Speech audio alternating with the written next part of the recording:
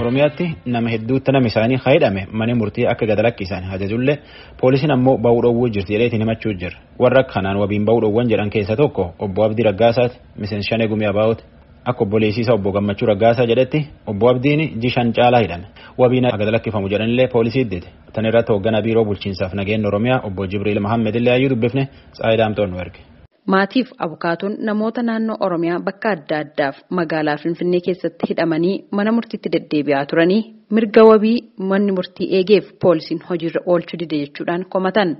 Baatii adoolessaa kana keessa namoota hedduuf manni murtii mirga wabii eegee kan jiran maatiin kunneen erga kaffaltiin wabiidhaaf barbaachisu kaffalameen booda poolisiin Oromiyaa shakkamaa sana eegee fudhatee deema.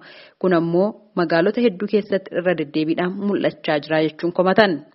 Adda Do'ii Taakkalee obboleettii Adda Caaltuu Taakkaleeti. Adda Caaltuun ji'a tokkoon dura poolisii Finfinneetiin mana jireenyaa isaaniitii akka fudhataman kan himan mana murtiitti beellama lama dhiyaatanii beellama sadaffaa irratti manni murtii mirga wabii kenneefii jechuun ta'e sanaan booda isaan mudate akkas jechuudhaan ibsaniiru. Gaafa marsaa sadaffaa immoo mirgi wabii shaa eegamu jedhanii mirgi wabii eegame. Mirgi wabii birrii 4,000 ture. 4,000 sana kaffalee yeroo nani waraqaa shanitti hiikamtu fudhadhee soostanyaa deemu siin Oromiyaa poolisii immoo ofeef waraana jee. Reessa immoo geessanina 6 kiiloo na jee. Waajjirri sun waajjira poolisii miti garuu achi iddoo sana jeeni nutti manii na naqee gaafan deemu as hidhamaan hin jiru kuni kaambii waraanaati na jeeni. Deebi'een achuma soostanyaa deebi'e. Informeeshinii sirriin taane naa kennisee deemennaan ishees deebisaniiru achitti. Wadargineessa si geessaninnaan waajjira viidiyoo duraanii 6 kiiloo qophaa kana geessaniitti baay'ee boosse. Akka Adda Do'iin jiranitti Adda Caaltuun daa'ima harma hootu kan umurii baatii 9 kan qabanii fi yeroo waajjira poolisii magaalaa Finfinnee jiranitti guyyaadhaan mucaa hoosisaa akka turan ibsuun amma erga poolisiin Oromiyaa fudhatee daa'imaa fi haati wal arguu hin dandeenye jedhan. Manni murtii eeyyameera mucaa guyyaatti hoosisuu qabdi nyaata seeraan nyaachuu qabdi wanta mucaaf fayyadu.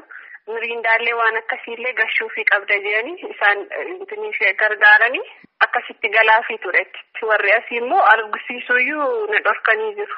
Miseensa koree hojii raawwachiiftuu adda bilisummaa Oromoo kan ta'an obbo Abdii Raggaasaa baatii 5 eessa buuteen isaanii dhibee turtii baatii 5tiin booda mana murtii godina addaa Oromiyaa naannoo Finfinnee aanaa Sulultaatti dhiyaatanii galmeen isaanii cufamee ture kan jedhan obboleessa isaanii obbo Gammachuu Raggaasaati.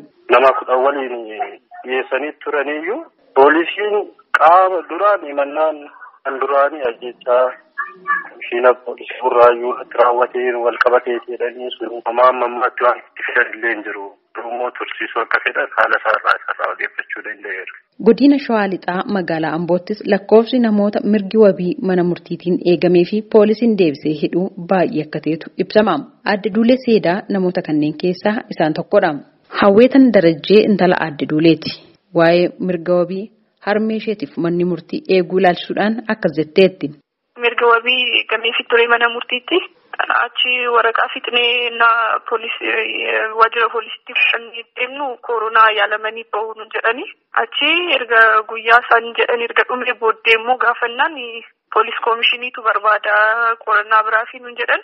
Garuu immoo umaayyuu isaan gaafachaa jiran jechuun gaaffiis mana murtiitiin dhiyeessine gaaffii biraas isaan gaafachaa jiranii. Nuunillee akka biiroo deemnee isaan gaafannu nuuf dhorkanii akka dhufnee nu bira nuun jedhaniiti. Namoonni godinaalee Oromiyaa bakka adda addaatti mirga wabii mana murtiirraa argatanii poolisiin deebisee hidhu heddummachaa akka jirantu himama. Obbo Amaan Filee godina Booranaatti mirgi wabii erga eegamee fi poolisiidhaan dhorgamanii mana hidhaatti deebi'anii ji'a tokko ol ta'aniiru.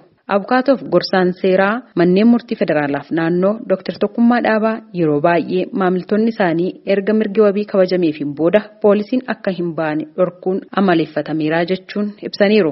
Inni fudhatus ani maaliif akkas godhamu naan galu namni qaamni tokko yeroo gadhiifi jedhamu qaama biraatti bilbilee akka fudhatamu kun baay'ee amaleeffatameera.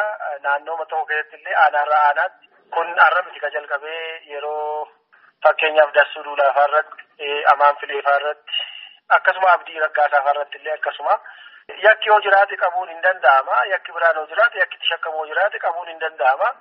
Garuu yakki itti caaltuun shakkamtu aangoo mootummaa federaalaati. Shakkamtu shororkaan aangoo mootummaa federaalaati. Kan ilaaluu qabu mootummaa federaalaati. Oromiyaan sababa qabuu fi hin beekani. Sababa yakka mootummaan naannoo Oromiyaa ilaalu. Kun ishee qofaa miti lammeessaa taakkalee an jedhamu amma hidhaa akka jiru akkasii namoota baay'eet akkasii yeroo federaalli gadhiisu Oromiyaan hin qabaa deebisee immoo Oromiyaa federaalaaf kennaa yeroo 2-3 nu qunnameera. Manneen murtii godinaa aanaa fi magaalaa akkasumas kan magaalaa Finfinnee dabalatee namoonni erga mirgi wabii eegameefiin booda poolisii Oromiyaatiin fudhatamanii hidhaman heddummachaa jiru jechuun obbo Jibriil Mohammed hoogganaa biiroo nageenya Oromiyaa deebittaan kennaniiru.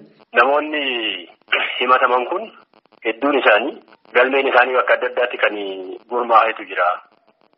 Yakki isaan raawwatan humna riphee lolaa socho'aa kan ta'an, kuuwwan geggeessaa kan ta'an, kuuwwan iddoo adda addaatti ergama fudhatanii kan deemanii gocha adda addaa raawwachaa turan bakkeen isaan itti bobba'an bakkeen inni itti qabame Naqamte ta'uu danda'a. Inni garuu Shaashamannee irratti kan dura kawaa balleessanii jiraata yookaan Ciroo irratti kawaa balleessanii jiraata. Kanaaf manni abbaa seeraa yeroo mirga wabii eeguuf kan galmee naannoo san jiru beeka malee kan bakka biraa jiru hin beeku. Poolisiin immoo galmee of harkaa qaba waan ta'eef qajeelfama mana murtii achiteetti jiru inni guutaa sirriidha dirqama isaa waan ta'eef isa booda immoo galmee biraa jiruuf immoo poolisiin gizee 2 xaaruu waan irra hin jiraanneef namoota san fudhatee gara mana galmee inni qabuutitti deema. Kanatu waan dhiibbaa fakkiisee mul'isaa jira malee dhimmee waan biraa akka hin taanedha. Tole obbo Jibriil adeemsi kun walabummaa mana murtii irratti dhiibbaan qabu. Ani galmeen 10 yoo narra jiraate galmee manni murtii galmee 10 fi miti walaba kana baase mana murtii ani itti dhiyaate sun ka galmee isa bira jiru qofa kan inni walaba na baase. Ani immoo galmee 9 ka biraatiin barbaadama. Galmee 9 ka biraatiin yeroo barbaadame manni murtii ajaja kenneef poolisiin as jiru ganna dhiisa dirqama isaa waan ta'eef bahee jira siteedha. Manni walabummaa mana murtiitis eegameera. Ani yakkamaa waan ta'eef immoo tuyyuu poolisiin akkuma nama kam yakkamaa kam hordofee qabu shakkamaa kam hordofee qabu immoo ani yeroo achii bahee booda poolisiin na fudhatee deemuu danda'a. Yookaan immoo osoo achiyyuun baane na fudhatee deemuu danda'a. Galmee 9 ka biraattu narra jira waan ta'eef qulqulluun bakka galmee saniitti deemee gaafatama. Amma kan walabummaa abbaa murtiitu ka jedhamu osoo poolisiin abbaa manni murtii ajajee poolisiin gadi hin dhiifnu jedhee hidhee walabummaan abbaa murtiitu qabee jira asirratti eenyunuu irratti duuluu qaba.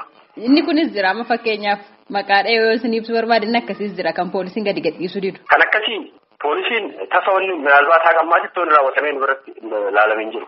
Wanta akkasii yoo jiraate kanuma waliin dullee kennu sirreessinudha. Maatiif gorsitoonni seeraa hidhamtoonni gaaffii tokko malee mana hidhaatti poolisiidhaan deebifamanii hidhamu jechuun komatan biiroon nageenyaa Oromiyaa immoo poolisiin galmee biraa waan of harkaa qabuuf shakkamtoota kana to'ateera jechuudhaan ibseera. Gabaasa raadiyoo sagalee Ameerikaatiif Tsahaay Daamxoo Finfinneerraa.